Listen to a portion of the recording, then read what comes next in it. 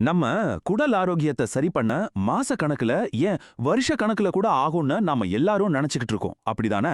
ஆனா அந்த நம்பிக்கையே உடைக்க போற ஒரு புது அறிவியல் உண்மையை பத்தி தான் நாம இப்போ பார்க்க போறோம். ரெடியா? உணவே மருந்து. நம்ம எல்லாரும் கேட்டிருப்போம் இல்லையா? இது வெறும் ஒரு பழமொழி இல்லங்க. இதுக்கு பின்னாடி இருக்கிற ஆழமான அறிவியலை இப்போதான் இந்த உலகமே புரிஞ்சுக்க ஆரம்பிச்சிருக்கு. நம்ம சாப்பிடுற ஒவ்வொரு வேளை சாப்பாடும் நம்ம உடம்புக்குள்ள இருக்கிற கோடிக்கணக்கான நுண்ணுயிரிகளோட வாழ்க்கையே மாத்த முடியும்னு இப்ப நிரூபிச்சிருக்காங்க. சோ நம்ம பொதுவா என்ன நம்பிக்கிட்டு இருக்கிறோம்னா, நம்மளோட குடல் நுண்ணுயிர் உலகம், அதாவது நம்ம கட் மைக்ரோபயோம், ஒரு பெரிய மலை மாதிரி.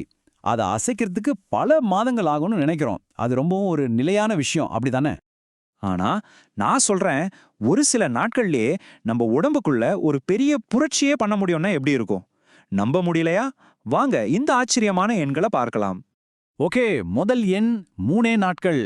ஆமாங்க, வெறும் 3 நாட்கள்ல உங்க உணவு பழக்கத்தை அந்த 3 நாளைக்கு மட்டும் தலைகீழா மாத்தின போதும் உங்க குடல்ல இருக்கிற நுண்ணுயிரிகளோட மொத்த சமூகமே, அதோட குணமே மாறிடுமா. 3 நாளே ஆச்சரியமா இருக்கா? இன்னும் கீழே போவோம். வெறும் 48 மணி நேரம், அதாவது 2 நாள். இந்த 2 நாள்ல உங்க உடம்பு சர்க்கரையை கையாளும் விதமே மாறிடும்னு பாத்துக்கோங்களேன். Just 2 days. யோசிச்சு பாருங்க. எல்லாத்துக்கும் மேல ஒரு ஷாக். ரெடியா? வெறும் 24 மணி நேரம். ஆமாங்க, ஒரே நாள். நீங்க இன்னைக்கு சாப்பிட்ற ஒருவேளை உணவு நாளைக்கே உங்க குடல்ல புதுசா யார் வாழணும்னு முடிவு பண்ணும். உங்க அடுத்த வேளை சாப்பாடு தான் உங்க நாளைக்கான குடல் ஆரோக்கியத்தோட தீர்ப்பே. நம்பவே முடியல இல்லையா? ஓகே ஓகே, 24 மணி நேரம் சொல்றதெல்லாம் சரி. ஆனா இது எப்படி சாத்தியம்? எப்படி இவ்வளவு வேகமா நம்ம உடம்பு பிரதிகரிக்குது? அதுக்கு பின்னாடி இருக்கிற அறிவியலை இப்ப கொஞ்சம் ஆழமா பார்ப்போம்.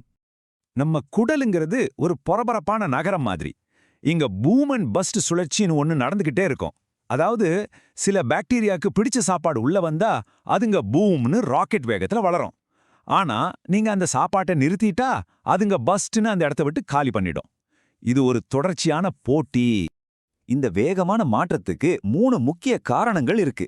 ஸ்டெப் 1, நீங்க என்ன சாப்பிடுறீங்களோ அதுதான் வாங்க நீங்க வாழலாம்னு சில பாக்டீரியாவை கூப்பிடும். சிம்பிள். ஸ்டெப் 2, அந்த பாக்டீரியாவும் ரொம்ப ஸ்மார்ட். புதுசா ஒரு சாப்பாடு வந்ததும் அதை ஜீர்ணிக்கிறதுக்காக தன்னோட ஜீன்ஸையே ஆன் அல்லது ஆஃப் பண்ணிக்கும். ஆனா ஸ்டெப் 3, இதுதான் மைண்ட் ப்ளோயிங். நீங்க சாப்பிடறதுக்கு முன்னாடி ஒரு நல்ல சாப்பாட்டை பார்த்தாலே, அதோட வாசனையை உணர்ந்தாலே, ஏன் அதை பத்தி நினைச்சாலே போதும், உங்க குடல் அந்த சாப்பாட்டுக்காக சிவப்பு கம்பளம் விரிச்சு தயாரா காத்துட்டு இருக்கும். அமேசிங் இல்லையா? சரி, இந்த அறிவியல் எல்லாம் கொஞ்சம் சிக்கலா இருக்கிற மாதிரி தோணலாம்.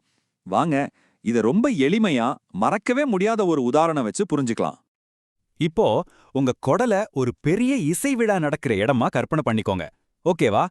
நீங்க சாப்பிடுற ஒவ்வொரு வேளை உணவும் அந்த விழாவுல யாரு நிகழ்ச்சி நடத்தணுங்கிறதுக்கான ஒரு ஸ்டேஜ் கான்ட்ராக்ட்.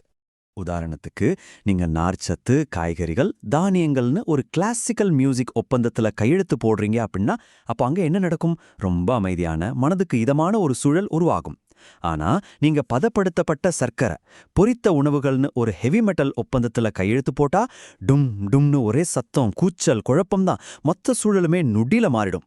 உங்களுக்கு என்ன மாதிரி சூழல் வேணும்னு நீங்க தான் முடிவு பண்ணணும். இல்லனா இன்னும் எளிமையா சொல்லணுமா? உங்க குடல ஒரு சந்தைன்னு நினைச்சுக்கோங்க. நீங்க அந்த சந்தைக்கு நல்ல பொருட்களை கொண்டு போனா நல்ல வியாபாரிகள் வருவாங்க. அதே சமயம் கெட்ட பொருட்களை கொண்டு போனா யாரு வருவா? கெட்ட வியாபாரிகள் தானே வருவாங்க. இது ஒரு சிம்பிளான சப்ளை அண்ட் டிமாண்ட், அவ்வளவுதான் விஷயம். சரி, இவ்வளவு அறிவியல் உதாரணம் எல்லாம் பார்த்தோம். இதனால நமக்கு என்ன பயன்? உணவு எப்படி ஒரு வேகமான சிகிச்சை முறையா மாறுதுங்கிறத இப்ப பார்ப்போம். இது வெறும் பேச்சுக்கு சொல்ற விஷயம் இல்ல. இதோட மருத்துவ பலன்களை பாருங்க. வெறும் 48 மணி நேரத்துல சர்க்கரை அளவை கட்டுப்படுத்தலாம். 5-7 நாள்ல உடம்புல இருக்கிற வீக்கத்தை குறைக்கலாம். டைப் 2 நீரிழிவு, உயர் ரத்த அழுத்தம் மாதிரி பெரிய பிரச்சனைகளை நிர்வகிக்கலாம். அப்புறம் ரொம்ப முக்கியமா லீக்கி கட்னு சொல்ற குடல் கசிவை தடுத்து பல நோய்கள் வராம பாதுகாக்கலாம். இவ்வளவு விஷயம் சாப்பாட்டுல இருக்கு. பாத்தீங்களா? அறிவியல் பெருசா மெட்டாஜீனோமிக் ரீப்ரோகிராமிங்னு சொல்லுவோம். ஆனா நம்மளோட பொது புத்தியில நம்ம குடல்ல இருக்கிற விருந்தாளிகளை மாத்திரம்னு சிம்பிளா சொல்லிடலாம். அறிவியல் மெட்டபாலிக் ஹோமியோஸ்டேசிஸ்னு சொல்லுவோம். நாம ரொம்ப லேசா புத்துணர்ச்சியா உணர்றோம்னு சொல்லுவோம். கடைசியில தத்துவம் ஒண்ணுதான். அது நம்ம முன்னோர்கள் சொன்ன உணவே மருந்து. சோ இதுதான் ஊட்டச்சத்தோட எதிர்காலம். இதுக்கு பேரு ரியல் டைம் பிரிசிஷன் நியூட்ரிஷன். ஆமா, அதாவது ஒரு தலைவலிக்கு மாத்திரையை எப்படி உடனே எடுத்துக்கிறோமோ அதே மாதிரி உணவையே ஒரு உடனடி சிகிச்சை கருவியா ஒரு குறிப்பிட்ட பிரச்சனைக்காக குறிப்பிட்ட நேரத்துல பயன்படுத்துறது. சாப்பாடு தான் இனி புது மருந்து. அப்போ மறக்காதீங்க, உங்க அடுத்த வேலை உணவு ஒரு ஸ்டேஜ் ஒப்பந்தம். இப்ப சொல்லுங்க, நீங்க யார வேலைக்கு அமர்த்த போறீங்க? உங்க மேடையில யார் நிகழ்ச்சி நடத்த போறா? ஒரு அமைதியான கிளாசிக்கல் மியூசிக் குழுவா, இந்த ஒரு கூச்சலான ஹெவி மெட்டல் குழுவா?